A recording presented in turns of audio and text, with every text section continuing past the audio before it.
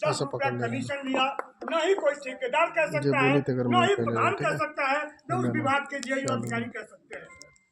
फिर आज के जो वर्तमान विधायक हैं, आप उनके छवि के बारे में भी पता करेंगे कि 40% 50% कमीशन लेकर के विद्यालयों को अपने निधि का बंदर बांट किया गया और मंचों पर चढ़ करके सिर्फ जुमलेबाजी के अलावा, झूठ फरेब के अलावा और कुछ उनके पास बचा भी नहीं है। निवेदन आपसे है कि लगातार आप क्षेत्र में बने हुए हैं, आपके बीच में हैं, आपके सुख दुख के साथी हैं और 2027 में जो चुनाव आ रहा है, आपको चिंतन करना है, मनन करना है, विचार करना है कि जिसको आप प्रतिनिधित्व देने जा रहे हैं वो 5 साल आपके क्षेत्र का प्रतिनिधित्व करेगा। ऐसे व्यक्ति को प्रतिनिधित्व बने कि जो क्षेत्र का विकास करे, आपके सुख दुख में भागी हो, जिसकी बात अधिकारी और कर्मचारी सुने, ऐसे व्यक्ति को चुन करके भेजने की जरूरत है। मुझे लगता है कि आप विचार करेंगे तो सिल्लूपार से सिर्फ और सिर्फ एक नाम निकल के आएगा, वो होगा पंडित विनय शंकर तिवारी का। तो आने वाले 2027 में आप तनमन धन से लग करके माननीय विनय शंकर तिवारी जी को जिताने का काम करेंगे। इन्हीं शब्दों के साथ मैं आमंत्रित करता हूं, भाई मिर्जा कदीर बेग जी हैं, आप 2 शब्द बोल।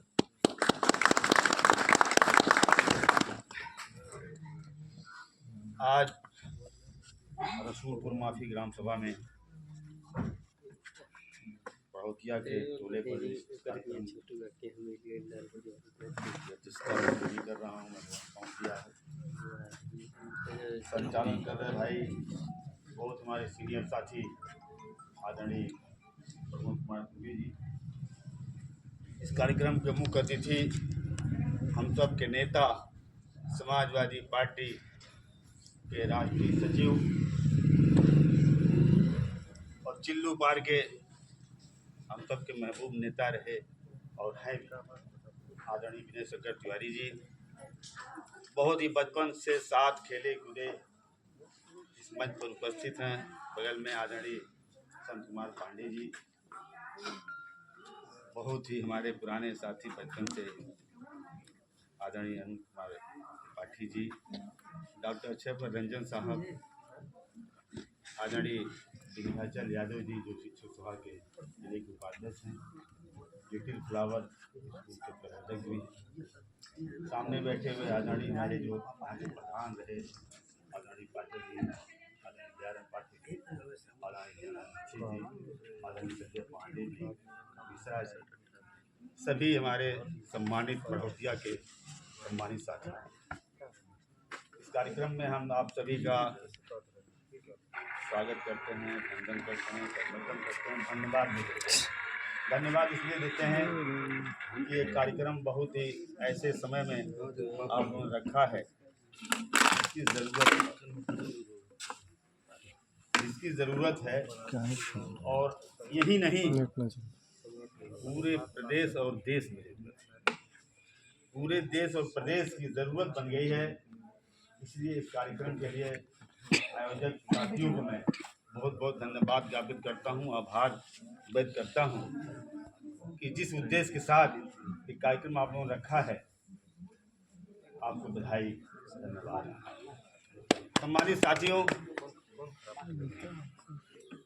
देश बहुत पीछे जा रहा है और देश में हमारा प्रदेश भी है। ज़रूरत विकास की है लेकिन विकास हो नहीं पा रहा। और आज यहाँ के भाई सारे लोग जान रहे हैं, देख रहे हैं, मैं भी यहाँ का जिला पंचायत सदस्य रहा हूँ।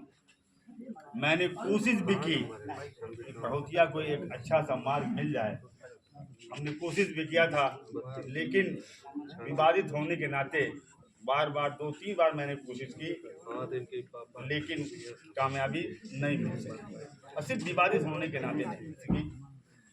और अब हमारे हटने के बाद तो कुछ काम ही नहीं हो रहा है, पूरे प्रदेश में नहीं हो रहा है। तो ऐसे में अगर आपने माननीय मुख्य अतिथि जी को याद किया है कि आप लोग वाकई में बधाई के पात्र हैं, और जिस उम्मीद के साथ आप लोगों ने कार्यक्रम रखा है, मुझे उम्मीद है कि जो इस कार्यक्रम के मुख्य अतिथि जी हैं, हम लोगों के नेता हैं, ये खुद सक्षम है, चाहे सरकार रहे या और अगर हमारे माननीय मुख्यमंत्री जी चाह लेंगे तो जब चाह लेंगे तब ये बन जाएगी। कुछ बाधाएं होती हैं, कुछ बाधाएं होती हैं। उस बाधा जो होती है वो कभी कभी छोटी बाधा जो है वो बड़ी बाधा के रूप में, तो ऐसे में कुछ बाधाएं हैं। लेकिन यह है कि हमारे माननीय मुख्यमंत्री जी उस बाधाओं को दूर करते हुए और जिस मकसद से आप लोगों ने प्रोग्राम रखा है उसमें कामयाबी आप लोगों को मिलेगी। इन्हीं चंद बातों के साथ आप सभी लोगों को धन्यवाद ज्ञापित करते हुए, आभार व्यक्त करते हुए 37-72 और एक बात करते हुए कि देश को जो सबको साथ लेके चल सके उसकी जरूरत है। प्रदेश को उसकी जरूरत है जो सबको साथ लेके, सबको एक रस्सी में बांध करके लेके चल सके, जिसमें वो भी हम लोग भी मौजूद हों, उसकी जरूरत है। ऐसे में विकास क्यों नहीं हो रहा है? इसीलिए विकास नहीं हो रहा है। जब बगैर विकास किए हुए हम कुर्सी पे विराजमान रहेंगे तो विकास करने की क्या जरूरत हमको है? भाई आप लोगों ने मुझे एक छोटी बड़ी मिसाल दे रहा हूँ, उसमें कुछ और मत सोचिएगा। लोग जो है हमको यहाँ से हटाया, ठीक है ना, हमको लोगों ने हटाया, इस उद्देश्य के साथ हटाया होगा कि इससे अच्छा विकास होगा, इनसे अच्छा काम होगा।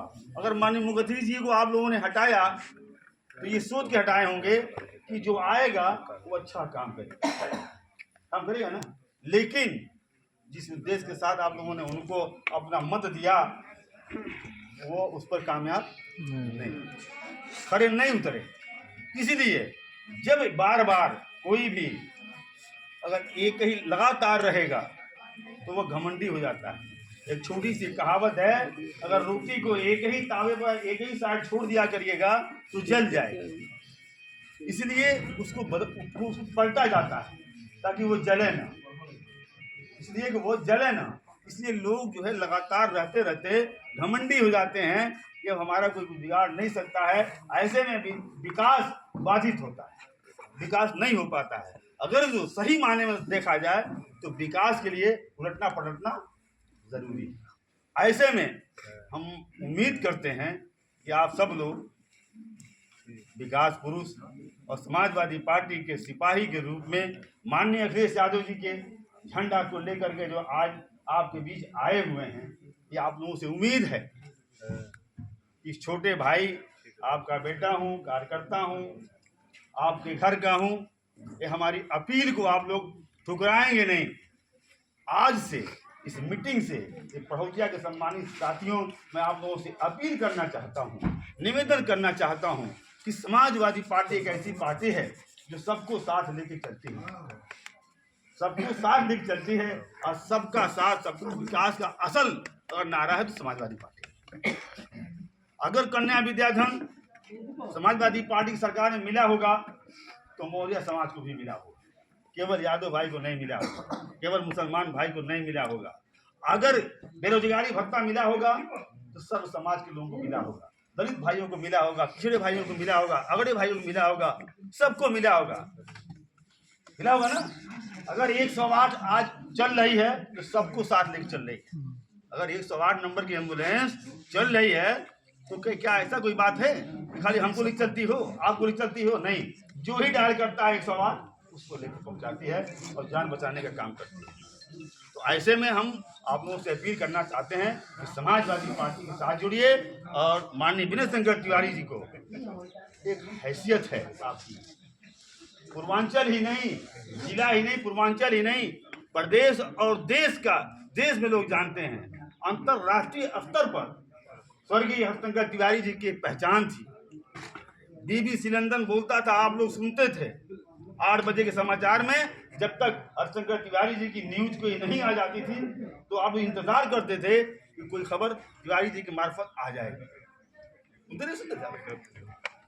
तो आज वो ताकत खो दिया आपको। एक अच्छा मार्गदर्शक, एक अच्छा व्यक्तित्व की छाप जो थी और एक अब खो दिया है।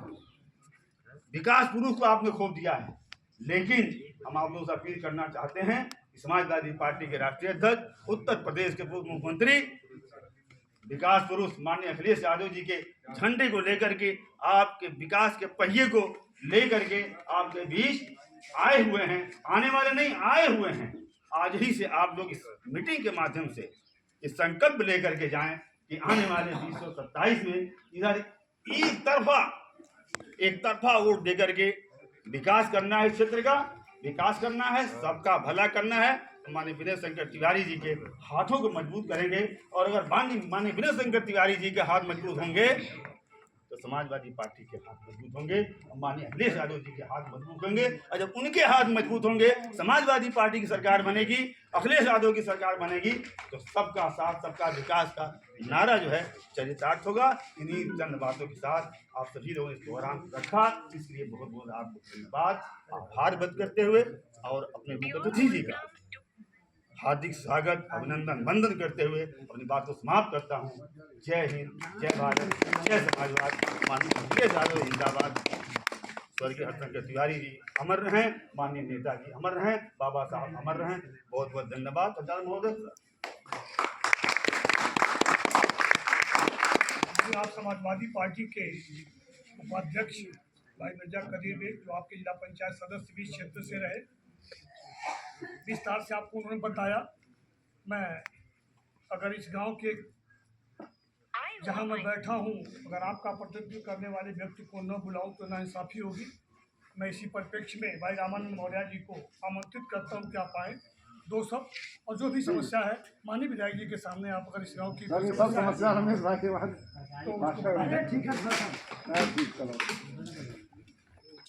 आप ही बदला दीजिए, आप ही बदलाइए, आप बदला दीजिए। कोई समस्या है? भाई राम नरेश मौर्य जी का भी, राम नरेश मौर्य जी का हार्दिक अभिनंदन स्वागत करता हूँ और आपसे आग्रह करता हूँ नाम गलत हो जब आए हैं आपके बीच में।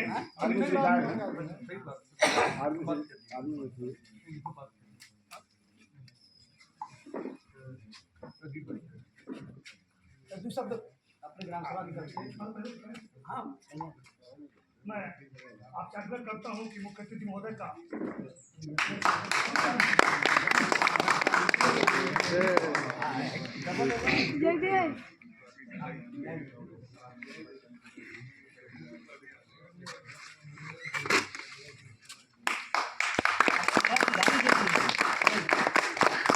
जगदीश बहुत तेज बजा जगदीश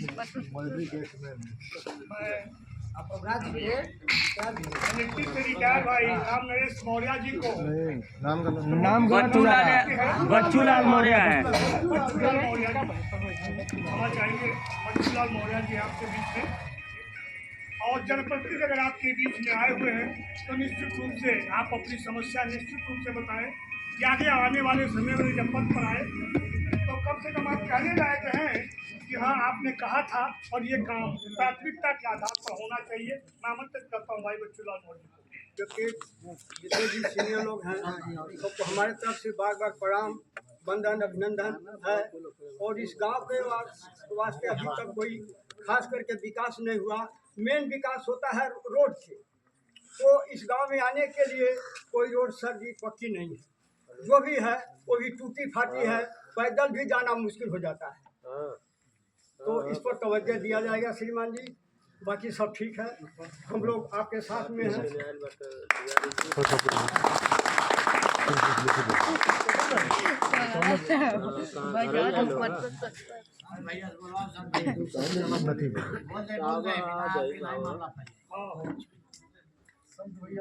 अभी आप बच्चू मौर्य को सुन रहे थे। मैं बता भी दूं आपसे,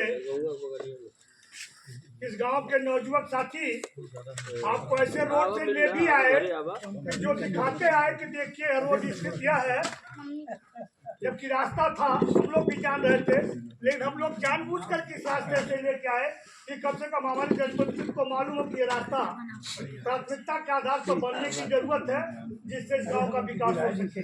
जैसा आपने कहा कि रास्ता सबसे मेन होता है, बिजली, पानी और ये रास्ता तीनों चीजें हैं गांव के लिए। तो तीनों देखते हुए आप आ रहे हैं, निश्चित रूप से इस पर विचार होगा और काम आपका होगा। मैं आमंत्रित करता हूँ भाई पूर्व प्रधान रुकुनपुर संत प्रसाद पांडे जी को कि आप 2 शब्द। आज रसूलपुर के पड़ौतिया गांव में हमारे मुख्य अतिथि श्री विनय शंकर तिवारी जी उपस्थित हैं और हमारे साथ के संचालन कर रहे भाई प्रमोद दुबे जी, कबीर बेग जी, श्री तिवारी जी, लक्ष्मी पाठक जी और दीनानाथ दीक्षित जी, भाई दया तिवारी जी, ऐसे तमाम मित्रगण। ये चूँकि हमारा गांव है और सारे लोग परिचित हैं और सारे लोग मुख्य अतिथि के साथ आप सभी का हार्दिक अभिनंदन, वंदन और स्वागत करते हैं। बंधुओं, आ गई विकास की बात। विकास के मुद्दे पर मैं बहुत दिनों से देखता आ रहा हूँ। इस 6 किलोमीटर के परिक्षेत्र में किसी विधायक और सांसद ने कुछ नहीं, न अपने निधि से न अपने प्रयास से कुछ कराया है, बल्कि विनय शंकर तिवारी जी एक बार इस क्षेत्र के विधायक हुए।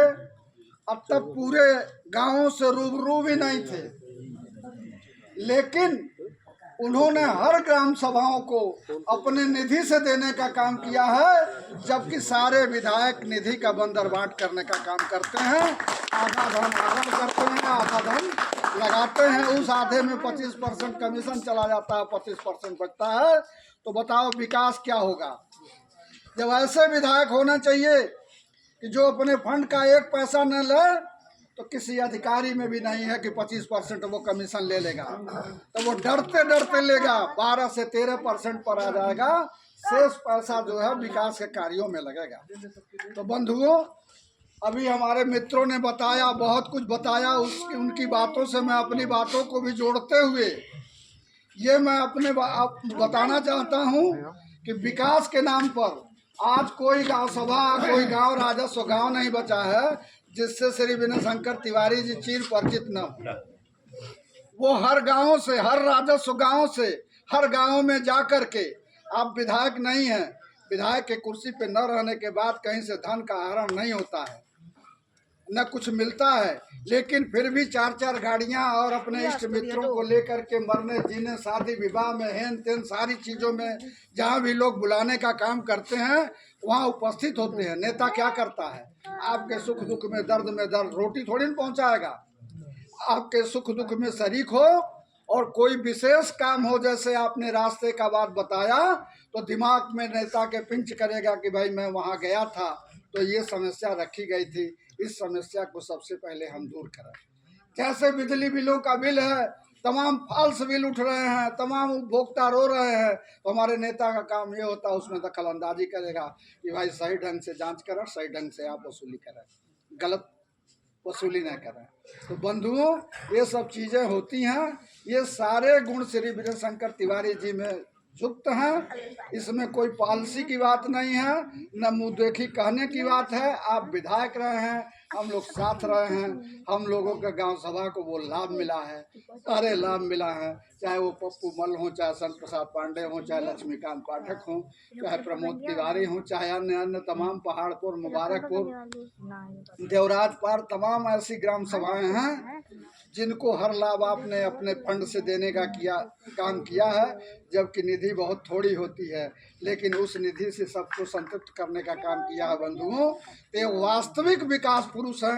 विकास पुरुष सरकार तो बहुत बड़ी बात होती है, बनती बिगड़ती रहती है, लेकिन एक विकास पुरुष का जब आप चयन करेंगे तो वह विकास पुरुष विधायक ही क्यों न हो, उसके अंदर वो शक्ति होनी चाहिए, इच्छा शक्ति होनी चाहिए, जिससे अधिकारी और कर्मचारी भयभीत हों, उनकी बातों को तवज्जो दें, सुनें। एक आध बातों में मैंने हम लोगों ने वो किया है कि आप सीधे डीएम से बात करके डीपीआरओ से बात किए हैं और बात अपना रखे हैं, और इस तर्ज से रखे हैं कि मैं किसी ऑफिस में नहीं जाता, अगर ऑफिस में आने का काम करूंगा तो आप जानोगे, आपका काम जानेंगे। तो बंधुओं, जब आदमी के अंदर सच्चाई होती है, ईमानदारी होती है, तब अधिकारियों से इस तरीके का भाषा बोल पाता, अन्यथा नहीं बोल सकता। चूंकि अधिकारी कमजोर नस पकड़ता है और कमजोर नस पर उनको भुनाने दौड़ाने का काम करता है। तो बंधुओं, इसी अपील के साथ मैं पुनः आप लोगों से अपील करता हूं कि आने वाले 27 में श्री विनय शंकर तिवारी को विधायक बना करके भेजें। आप सत्ता में आते हैं तो आप मिनिस्टर होंगे, कैबिनेट मिनिस्टर होंगे, चूँकि माननीय अखिलेश यादव जी ने आपको सचिव बनाया है और एक पार्टी का महत्वपूर्ण पद है। तो बंधुओं, सत्ता में आते हैं तो आप कैबिनेट मिनिस्टर होंगे, फिर विकास का आपको सिफारिशें नहीं करना होगा। आप खुद, आपका प्रतिनिधि आएगा, कहेगा भैया बताइए क्या काम है, लिख कर दीजिए और मैं तुरंत करवाता हूँ। तो इन शब्दों के साथ आप सभी का हार्दिक स्वागत, अभिनंदन, वंदन करते हुए ये सिफारिश करता हूँ, निवेदन करता हूँ अपने मित्रों से, आपके ही बगल का, आपके ही गांव का मैं भी रहने वाला हूँ, सभी लोग परिचित हैं। तो ये है कि हमारे क्षेत्र से भारी भरकम मतदान हो श्री विनय शंकर तिवारी के पक्ष में। इन्हीं शब्दों के साथ हम अपने शब्द को विराम देता हूँ। जय हिंद, जय भारत।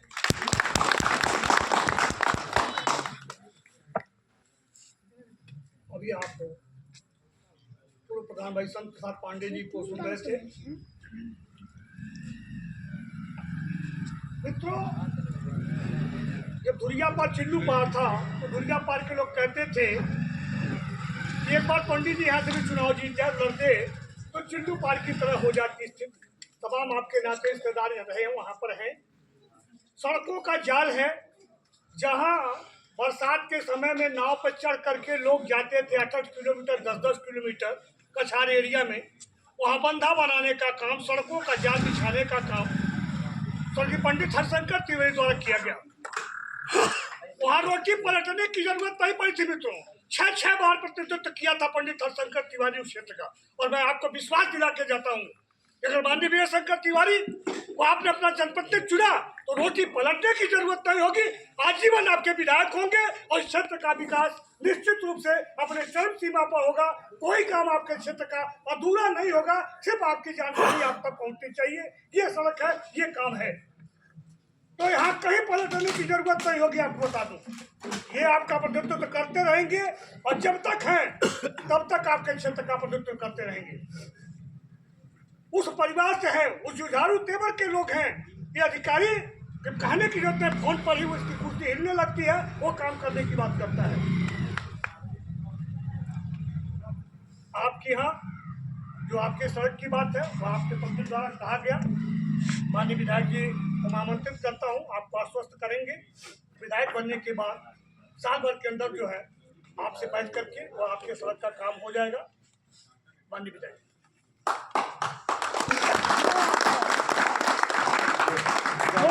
से एक बार स्वागत कीजिए।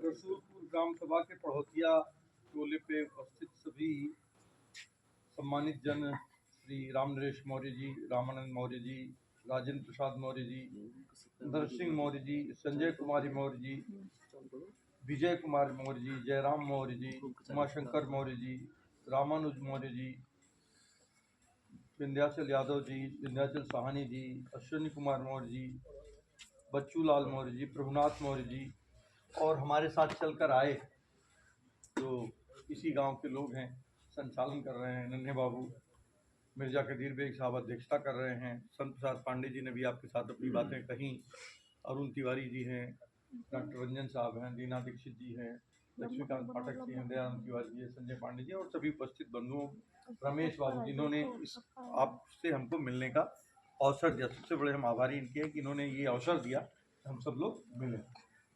सबसे पहले आप लोगों को नए साल और मकर संक्रांति की बधाई देता हूँ। अभी नया साल चल रहा है, एक आज 11 जनवरी है, तो नया साल अभी चल रहा है और 2-3 दिन बाद 14 या 15 तारीख को कहीं 14 तारीख को संक्रांति का त्यौहार है, कहीं 15 तारीख को संक्रांति का त्यौहार है। तो मकर संक्रांति की आपको बधाई देता हूँ। जहाँ तक सड़क की बात है, निश्चित रूप से हमारी जानकारी में आया होता तो सड़क बनती और हमने प्रयास किया था कि जहाँ जहाँ लोगों ने जानकारी दी थी 200 मीटर 300 मीटर लगभग हर गांव को हमने कोशिश किया था। 2 साल कोरोना की वजह से चीज़ें नहीं बन पाई थी, कोरोना में विधायक निधि सस्पेंड थी तो वो नहीं बन पाया था। अब कहीं किसी इसमें छूट गया, जानकारी आ गई, ये चीज़ हो जाएगी। ये कोई इतनी बड़ी चीज़ नहीं है कि इस पर कहीं बहुत बड़ी कोई योजना नहीं लानी है, कहीं से भी ये काम हो जाएगा। और ये मैं वादा करके जा रहा हूँ, अगर आप हमको सहयोग करते हैं तो इसको हम मैंने बनवाने के बाद ही यहाँ इस गांव में आएंगे। जब आप अगर बंधुओं, लोकतंत्र में सहमति और असहमति दोनों का बड़ा महत्व होता है। आज की तारीख में जो सरकार है, एक शब्द बार बार आप लोग सुन रहे होंगे, जीरो टॉलरेंस। अक्सर सुनते होंगे जीरो टॉलरेंस, जीरो टॉलरेंस, रोज सुनते होंगे, सभी लोग पढ़े लिखे लोग रोज सुनते होंगे जीरो टॉलरेंस। जीरो टॉलरेंस का मतलब क्या हुआ कि कोई भी चीज छोड़ी नहीं जाएगी। और आज अपराध दिन प्रतिदिन बढ़ रहा है, महंगाई दिन प्रतिदिन बढ़ रही है, बेरोजगारी, नौजवानों को रोजगार दिन प्रतिदिन नहीं मिल रहा है। तो जीरो टॉलरेंस किस बात का है, ये समझ से परे है। क्योंकि किसी भी समाज को चलाने के लिए अगर आप अतिवादी होंगे तो समाज नहीं चलेगा। हमें कहीं न कहीं सहिष्णु होना पड़ेगा, समझौतावादी होना पड़ेगा। जैसे परिवार भी आप अगर अपना चलाते हैं तो परिवार में तरह तरह के लोग हैं, सबकी अलग अलग चाहत होती है, सभी लोग अलग अलग तरह की बात करते हैं। लेकिन जो परिवार का मुखिया वही अच्छा होता है जो पूरे परिवार को बांधकर लेकर चलता है, सबकी समस्याओं का निदान करता है और सबकी आवश्यकताओं की पूर्ति करता है। उसी को परिवार का अच्छा मुखिया माना जाता है। तो जो सहिष्णु व्यक्ति होगा वही ये कार्य कर सकता है। जो अहंकारी होगा वो कहीं न कहीं टकराव की स्थिति में आएगा। तो वर्तमान में जो सरकार है या उसके मुखिया हैं, तो जो जीरो टॉलरेंस है अहंकार का प्रतिनिधित्व करता है। हम ऐसा नहीं करने देंगे, क्योंकि हमारी जो व्यवस्था है, जो लोकतंत्र की व्यवस्था संवैधानिक व्यवस्था है, इसमें कार्यपालिका है, विधायिका है, न्यायपालिका है। तो न्यायपालिका ये निश्चित करती है किसने अपराध किया है और किसने अपराध नहीं किया है। इसका निर्णय पुलिस या विधायिका या कार्यपालिका नहीं करती है, इसका निर्णय न्यायपालिका करती है। आज क्या, आज पुलिस उसका निर्णय कर रही है। पुलिस आप किसी को भी अपराधी बना दे रही है, किसी को भी गोली मार दे रही है, किसी को भी फांसी लगाने की बात कर दे रही है और घर से उठाकर इनकाउंटर कर दे रही है। अगर कहीं नहीं पा रहे तो घर से उठाकर इनकाउंटर कर दे रहे हैं। तो ये अहंकार है। सरकार या परिवार अहंकार से नहीं चलता है, ये सहिष्णुता से चलता है, समझौते से चलता है। लेकिन वर्तमान सरकार के पास ऐसा कोई, लेकिन जब अपनी बारी आती है, सरकार की जब अपनी बारी आती है, अभी कुछ विधायक इकट्ठे हुए, आप लोगों ने अखबारों में पढ़ा होगा, मीडिया में देखा होगा, सरकार हिलने लगी, तुरंत ही नोटिस जारी किया गया कि नहीं, बैठक नहीं हो सकती है, क्योंकि सरकार गिरने का डर था। वहां तो समझौतावादी हो गए, सहिष्णु हो गए। लेकिन हाँ, आपकी जब बारी आई, आपने अपनी मांग के लिए कोई चीज कह दिया, किसी ने धरना दे दिया, किसी ने प्रदर्शन कर लिया, कोई और चीज कर दिया, शिक्षा मित्रों ने कह दिया कि नहीं हम धरना देंगे, कि जो नौकरी जिनकी नहीं मिल रही है, बेरोजगार लोगों ने कहा कि नहीं हमको बेरोजगारी भत्ता दो या नौकरी दो, शिक्षकों ने कह दिया, जो विद्यार्थी थे उन्होंने कहा हमारी फीस कम करो, हमको दाखिला दो, तो उसके ऊपर लाठियां चलवाई गई, उनको जेल में बंद कर दिया गया। तो दो तरह की नीति नहीं चलेगी। तो सरकार दो तरह की नीति चलाने का काम कर रही है और उसको राष्ट्र भावना से भी जोड़ने का काम कर रही है। जो सरकार के साथ है वो राष्ट्रवादी है और जो सरकार के खिलाफ है वो राष्ट्रद्रोही है। तो सरकार का विरोध का मतलब राष्ट्रद्रोह नहीं है, ये लोकतंत्र है, इसीलिए हमने लोकतंत्र को अपनाया है। सरकार का विरोध का मतलब कतई नहीं कि हम राष्ट्रद्रोही हैं, हम भी उतने ही राष्ट्रवादी हैं, या जो भी लोग सरकार का विरोध कर रहे हैं वो भी उतने ही राष्ट्रवादी हैं जितना सरकार में बैठे हुए लोग राष्ट्रवादी हैं। क्यों? क्योंकि उनको भी अपने देश से उतना ही प्यार है। इस देश को अगर मंगल पांडे भी ने आजाद कराया है तो वीर अब्दुल हमीद की भी इसमें भूमिका है। हम अब्दुल हमीद की भूमिका को भूल नहीं सकते हैं। हम मंगल पांडे को याद कर सकते हैं, बंधु सिंह को याद कर सकते हैं, चित्तू पांडे को याद कर सकते हैं, चंद्रशेखर आजाद को, भगत सिंह को, सबको याद कर सकते हैं। तो सभी हमारे लिए महापुरुष हैं। किसी एक व्यक्ति का हम ये नहीं कह सकते कि फलां ने ऐसा किया और फलां ने ऐसा नहीं किया। जब संविधान सभा बनी थी, अलग बात थोड़ी बढ़िया हो जाएगी, संविधान सभा बनी थी तो उसमें भी सहमति और असहमति के लिए जगह थी। तमाम लोगों पे तमाम बातों पे सहमति थी, ढेर सारे बातों में असहमत थी, लेकिन देश प्रेम सबका बराबर था। देश में कहीं कोई बात नहीं थी। वर्तमान समय में ये बड़ी विडंबना सी हो गई है कि अगर आपने सरकार के विरोध में एक शब्द भी कहा तो आप देशद्रोही हो जाएंगे और तुम आप पे मुकदमा लाकर ढेर सारे पत्रकारों को, तमाम लोगों ने पत्रकारिता छोड़ दी, नौकरियां छोड़ दी, टीवी ने और अखबार के लोगों ने अपने पत्रकारों को बदल दिया, क्योंकि उनको तमाम पत्रकारों ने समझौता नहीं किया। ढेर सारे पत्रकार हैं, आप नाम जानते होंगे, रवीश कुमार सबसे बड़े, ठीक कहा आपने, उसमें से एक रवीश कुमार भी हैं। तो उन्होंने समझौता नहीं किया, नौकरी छोड़नी पड़ी, क्योंकि वो सही बात कह रहे थे। आज भी ढेर सारे लोग हैं सही बात कर रहे हैं और उनको जेल भेजने का प्रयास सरकार कर रही है, वो कागज दिखा रहे हैं। जैसे गोरखपुर में अभी एक गलियारा बन रहा है, विरासत गलियारा नाम दिया गया है। गोरखनाथ मठ है, मठ की दुकानें तोड़ी गई, उनको 62 करोड़ रुपया का मुआवजा मिला। गोरखपुर का सबसे पुराना मोहल्ला अगर कोई है, मेरे ख्याल से पांडे हाता, रेती चौक, अली नगर, यही पुराना मोहल्ला है। जो लोग जानते होंगे, पुराने लोग जानते हैं, गोरखपुर जब कभी बसा होगा तो सबसे पहले वही हिस्सा बसा होगा। आज भी पांडे हाता के आसपास का जो इलाका, वहाँ सड़क पतली है, क्योंकि जब उस समय जब बना होगा वो, तब किसी ने ये नहीं सोचा होगा कि विकास इतना होगा, गाड़ियाँ इतनी होंगी, सड़क इतनी चौड़ी की आवश्यकता पड़ेगी। तो तमाम ढेर सारे लोगों को जब आज के 200 साल पहले, 300 साल पहले के निर्माण हैं और उनके घरों को गिराया गया है, जो दुकानदारी कर रहे थे, अपने बच्चों का जीविकोपार्जन कर रहे थे, क्योंकि कोई भी दुकानदार उसी दुकान से ही अपना बच्चों का जीविकोपार्जन कर रहा था, उसको गिरा दिया गया, लेकिन उसको मुआवजा नहीं मिला। अगर किसी व्यक्ति को नहीं मिल सकता तो मठ को मुआवजे की क्या आवश्यकता है? मठ के पास तो ऐसे ही बहुत धन है, लेकिन जो छोटा दुकानदार है, छोटा व्यक्ति है, अगर जिसकी 10 बाई 5 की दुकान है या 10 बाई 10 की दुकान है, उसको मुआवजे की आवश्यकता है। उससे ही कहा जा रहा है कि कब्जा हुई है जमीन है। अगर कोई 200 साल से 150 साल से दुकानदारी कर रहा है तो कब्जा कैसे हुआ? अभी तक सरकारें क्या कर रही थी? अगर सरकार गलत था तो सरकारों को निर्णय करना चाहिए था, तो उनके ऊपर भी मुकदमा चलाओ भाई। जिन लोगों ने इतने दिन से रहा है उनके तो सहमत और असहमत लोकतंत्र के हिस्सा होते हैं। आज की तारीख में सरकार निरंकुश हो चुकी है, हर जगह निरंकुश हो चुकी है।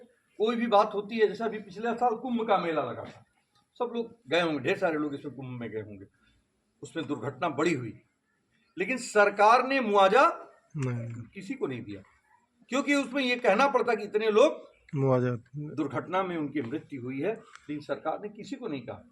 टीवी चैनल पे दिखाया गया, उनको रोका गया, सोशल मीडिया के कुछ चैनलों पे आया, जो लोग गायब हुए थे उन्होंने कहा कि हम गायब हुए हैं, उससे लोगों को जानकारियां मिली, लेकिन सरकार ने सीधे किसी से बात नहीं की। तो हम जब कोई चीज छुपाएंगे, सरकार का काम किसी से छुपाना नहीं है, सरकार हर चीज को बताना चाहिए। आज नौजवानों की नौकरी की भर्ती होती है, मेरे ख्याल से 2017 के बाद शायद ही कोई ऐसी परीक्षा हुई होगी, आप लोग ढेर सारे नौजवान दिख रहे होंगे, परीक्षा में सम्मिलित हुए होंगे, जिसका पेपर न लीक हुआ हो। ऐसा क्या कारण है कि इसी सरकार में पेपर लीक हो रहा है? कोई ऐसा मतलब मेरे ख्याल से परीक्षा नहीं हुई है जिसका पेपर लीक ना हुआ हो, टला ना हो। लोगों ने गोरखपुर को मेरठ भेज दिया, मेरठ को गोरखपुर भेज दिया, गाजियाबाद को कहीं भेज दिया है, तो हर जगह आपने किया, यानी कोई ऐसी जगह नहीं जहां आपने नहीं किया। तो लेकिन कोई सब आपने रास्ते अपनाए, सब विधि अपनाई, लेकिन पेपर लीक होना, इसका मतलब सरकार की कमजोरी है। सरकार में ये ताकत नहीं है, सरकार के जो लोग बैठे हैं उनमें ये क्षमता नहीं है, शासन करने की योग्यता नहीं है। यूं कहें कि शासन करने की योग्यता नहीं, अयोग्य लोग बैठे हुए हैं, क्योंकि बार बार पेपर लीक होना ये मामूली बात नहीं है। हमारे नौजवानों के भविष्य के साथ खिलवाड़ है, क्योंकि नौजवान जो है, कोई भी नौजवान बड़ी उम्मीद से नौकरी के लिए फॉर्म भरता है, तैयारियां करता है, उसको लगता है कि नौकरी हमको मिल जाएगी, लेकिन हर पैसे लगाने का, क्योंकि हर आदमी के पास इतने पैसे नहीं है, हर नौजवान के पास किसी तरह से उसके अभिभावक पैसे देते हैं, पढ़ता है, मुश्किल से फार्म खरीदता है, हर फार्म पे पैसे लगते हैं, बिना पैसे के तो कोई फार्म भरा नहीं जाता है, तो बार बार उसको पैसा देना पड़ता है। और ये सरकार की लापरवाही है। तो इस समय जो सरकार है निरंकुश, अहंकारी और पूर्णतया अगर कहें फेल, तो पूर्णतया फेल है शासन करने में, क्योंकि किसी की भी मन, चाहे वो किसान हो, नौजवान हो या कोई और हो, कर्मचारी हो, किसी की भावनाओं को, किसी की आवश्यकताओं को पूरा नहीं कर पा रहे हैं। इसमें अधिकांश लोग किसान भी हैं। आपने देखा होगा यूरिया का दाम और उसका वजन, दोनों दाम, वजन कम हो गए और दाम बढ़ गया। अब सब लोगों ने देखा होगा, लेकिन इस पर कहीं कोई बात नहीं कर रहा है भाई यूरिया क्यों महंगी हुई, लेकिन हमारे फसल का दाम वहीं का वहीं है। अगर अभी आप धान बेचने गए होंगे उसमें कहते हैं कि इतना सीलन है, इतना बेकार है, ये बात आपके सामने आई होगी। और जो रेट तय होता है, एमएसपी जो तय होती है, उस रेट पे शायद ही आप कभी दे पाए होंगे, शायद ही कोई किसान जो, लेकिन जो खरीदार है, बिचौलिया है, वो आपसे कम रेट पे ले जाकर उस रेट पे बेच देता। आप ही का धान, आप ही की मेहनत, आप ही की फसल, आप मेहनत करते हो और उसका लाभ कौन कमाता है? बिचौलिया। ये सरकार ऐसा क्यों कर रही है? ये सरकार को इस पे नियंत्रण करना चाहिए। जो गोरखपुर मंडल कभी चीनी का कटोरा कहा जाता था, अब चीनी की एक मिल भी नहीं रह गई और गन्ना शायद ही कोई बोता है। अब अगर जो लोग बोते हैं खाने भर के लिए ही बोते हैं, लेकिन कभी ये गोरखपुर का हिस्सा, अगर आप लोगों को याद होगा तो चीनी का कटोरा का सर्वाधिक 26 से 27 शुगर मिलें केवल देवरिया जिले में हुआ करती थी। आज सब समाप्त है, सब पे ताला बंद हो गया, सब लोग बेरोजगार हो गए। जो लोग उसमें काम करते थे वो लोग बेरोजगार हो गए हैं। तो हमारे कहने के लिए बहुत ढेर सारे विषय हैं। यही निवेदन है कि सरकार के कामकाज पे हमको ध्यान देना चाहिए। सरकार क्या सदैव भटकाने का काम करती है।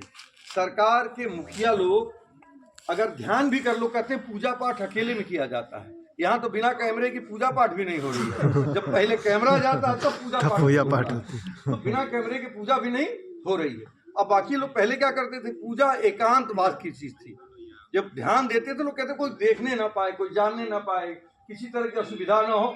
और यहाँ इतना एकांत है, कैमरा पहले ही पहुंच जा रहा है, उसके बाद लोग पहुंच रहे हैं और फोटो आ जा रही है। ध्यान करते हुए फोटो छपनी चाहिए। तो फोटो से कितना प्रेम है, कितना लगाव है, चाहे वो एक ही नहीं, सभी लोगों का, पूरे सरकार का यही हालत है। ऐसा नहीं किसी एक व्यक्ति की हालत नहीं है, पूरी सरकार की ये हालत है कि सबसे पहले फोटो छपनी चाहिए, फोटो चलनी चाहिए। सरकार के लोगों में मारामारी, किसकी फोटो पहले आएगी, किसकी फोटो बाद में आएगी। ये सरकार में भी मारामारी है, फोटो खिंचाने की भी मारामारी, खाली हमें और आप में सेल्फी लेने की मारामारी नहीं है, सरकार के लोगों में भी फोटो खिंचाने की मारामारी है। किसकी फोटो छपनी चाहिए, किसकी फोटो नहीं छपनी चाहिए। तो इनको आज हमें परिवर्तन की आवश्यकता है और हम परिवर्तन करें। हमने एक प्रयास अभी 24 में किया है, 27 आ रहा है।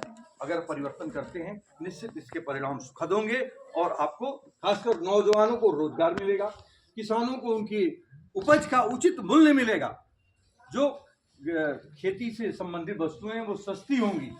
आज जो खाद और जो उसके संबंधित बीज हैं वो महंगे हैं, वो सस्ते होंगे। आपको शिक्षा चिकित्सा बेहतर मिलेगी। तो इस तरह का सरकार चुननी चाहिए मेरे ख्याल से, जो आपके लिए और हमारे लिए बेहतर हो, न कि केवल भरमाने का काम करें। आज हर चीज़ में हिंदू और मुसलमान खोज लिया जाता है, एक हिंदू मिल जाता है, एक मुसलमान मिल जा रहा है। जिस तरह से तीतर और बटेर लड़ाए जाते थे, आज और हिंदू और मुसलमान लड़ाया जाता था। पहले कभी नवाब लोग तीतर और बटेर लड़ाते थे, तो आज सरकार हिंदू और मुसलमान लड़ाकर हर बात को भटका रही है और मुख्य मुद्दे से उसका ध्यान हटाने का काम कर रही है। तो मुख्य मुद्दे पे आए।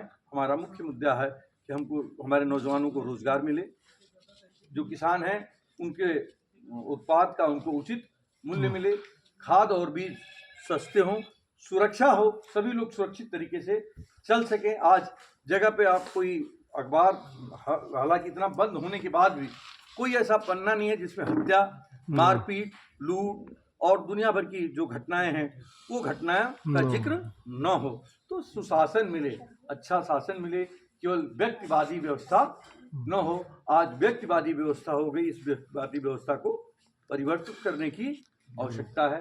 इन्हीं बातों के साथ आप सभी लोगों को पुनः बहुत साधुवाद, धन्यवाद कि आप सब लोगों ने ये मौका दिया, हम आपके बीच में आए इसके लिए आप सभी लोगों को बहुत बहुत साधुवाद, धन्यवाद। और यहीं पे अपनी वाणी को विराम देते हैं। पुनः हम लोग मिलेंगे, बात करेंगे, जो भी विकास की बातें होंगी निश्चित रूप से उसको पूरा करने का काम किया जाएगा। केवल सड़क की ही बात नहीं, और अगर विद्यालय चाहिए, बिजली चाहिए, क्या जो भी खेती से संबंधित, विद्यार्थियों से संबंधित, नौकरी से संबंधित जो बातें होंगी उन बातों को पूरा करने का प्रयास सरकार के द्वारा किया जाएगा। अभी जब समाजवादी पार्टी की सरकार से अलग बात ज़्यादा होती जा रही है, समाजवादी पार्टी की सरकार थी तो अखिलेश जी ने, आप देखिए, हर आदमी का विजन, दृष्टि होती है। आप लोगों को सरकारी कर्मचारी हैं, आपको पता होगा बेहतर ढंग से कि दृष्टि होती है। अखिलेश जी ने 100 नंबर डायल पुलिस जो पहली बार चली, इसके पहले कभी 100 नंबर नहीं था, ये समाजवादी पार्टी सरकार की देन है। इसी तरह 108 नंबर जो अब एम्बुलेंस है, ये भी अखिलेश जी की ही देन है, इससे पहले नहीं थी। जो एक्सप्रेस वे का कंसेप्ट है, ये भी अखिलेश समाजवादी पार्टी सरकार की ही देन है। ये कोई बात नहीं करता। कैंसर अस्पताल लखनऊ में कल्याण सिंह के नाम पे कैंसर अस्पताल बना है, वो भी अखिलेश जी की ही देन है। इकाना इंटरनेशनल स्टेडियम बना है, तो ढेर सारी चीज़ें हैं। अगर 8 साल में सरकार भी अपना बता दे हम भी कुछ किए हैं, अगर दंगा और हिंदू मुस्लिम को छोड़ के सरकार बताए क्या की है। मंदिर सबकी आस्था के केंद्र है, भगवान सबके आस्था के केंद्र है। अभी तक हमने सुना था भगवान हमको लाए हैं, अब तो ये कहता है कि हम भगवान को लाए। तो इससे भी हमें और आपको सोचना पड़ेगा। हम तो यही मानते हैं ना, भगवान हमको लाए हैं, भगवान हमारी रक्षा करता है। अब तो नेता ही कह रहा है कि हम भगवान को ले आए हैं, तो ऐसा भी नेता हो जा रहा है जो भगवान को ही लेकर आ जा रहा है, उसको भी हमें और आपको विचार करना पड़ेगा। पुनः इन्हीं सब शब्दों के साथ हम वाणी को विराम देते हैं। पुनः बात करेंगे और हो सकता है तब और विस्तार से बात करने का कार्य किया जाएगा। आप लोगों को बहुत बहुत धन्यवाद। जय हिंद।